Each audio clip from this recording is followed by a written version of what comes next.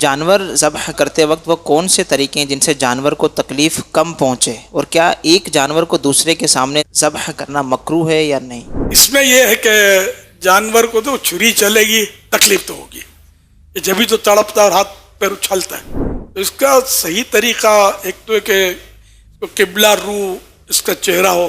یہ قربانی ہی کے لیے نہیں ہے، سارا سال جب بھی قبلہ رو، اور جو ذبح کر رہا ہے اس کا چہرہ بھی قبلے کی طرف ہو. بہتر یہ کہ اس کے 3 پاؤں باندھ لے، بکرے کے بھی ہے بہت مشکل نا.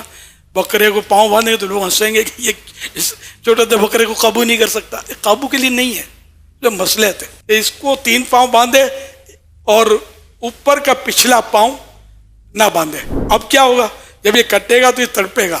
4 پاؤں بندھے ہوں گے تو تڑپے گا ضرور، لیکن تڑپ نہیں پائے گا. 3 بندھے ہوں گے نا تو صرف ایک پاؤں پر اس کا زور ہو، زور زور سے اس کو جھٹکے مارے گا.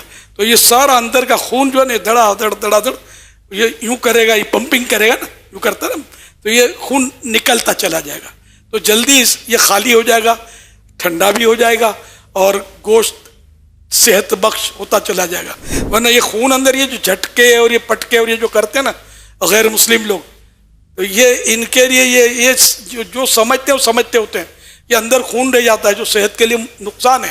اسلام کا طریقہ درست ہے، یہ کاٹ کر اس کا خون نکال دیتے ہیں تاکہ صحت کے لیے بھی گوشت جو نفع بخش ہو، فائدہ دینے والا ہو. ایک تو یہ اگر ہو سکے ایک ٹانگ اس کی پچھلی نہ باندھی جائے، چاہے چھوٹا جانور ہو چاہے بڑا جانور ہو. لیکن بڑا جانور، بہت بڑے جانور قابو نہیں آتے، یہ تو میں سمجھتا ہوں کہ ایک ٹانگ نہیں باندھو. بعض ماہر ہوتے ہیں جو پورے جانور کو قابو کر لیتے ہیں بغیر باندھے. لیکن جیسا جانور، بعض اوقات بہت بڑا جانور ہوتا ہے کہ 10 آدمی کے بھی کنٹرول میں نہیں آتا.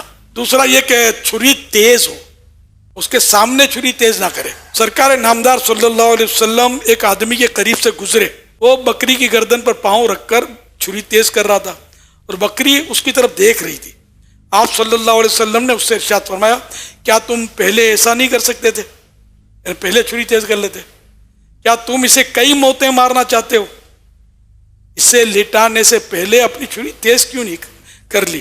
بعض اوقات جانور کو سمجھ آتی ہے، یہ قدرتی طور پر شعور ہوتا ہے بعضوں کو. اور دوسرے جانور کے سامنے ذبح کرنا، اس کی بھی ممانعت ہے. دوسرے کے سامنے ذبح کریں گے، بعضوں کو اس کا تجربہ ہوتا ہے کہ جانور خون دیکھ کر بدکتا ہے تو کنٹرول کرنا مشکل ہو جاتا ہے. تو یہ ذبح کرتے وقت یہ بعض گوشت فروش، یہ قصاب جو ہوتے ہیں، یہ لمبے لمبے کان ہوتے ہیں نا بڑے جانور کے، آنکھوں کے سامنے اس کے آنکھوں پہ رکھ دیتے ہیں کہ اس کو سمجھنا پڑے گا اس کے ساتھ ہو کیا رہا ہے.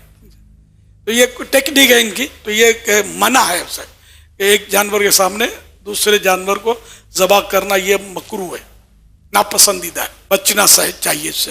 اچھا، اب اس میں بس سمجھدار آدمی چاہیے. جو سمجھدار ہوگا وہ بکرے کی گردن کے پاس پاؤں رکھے گا.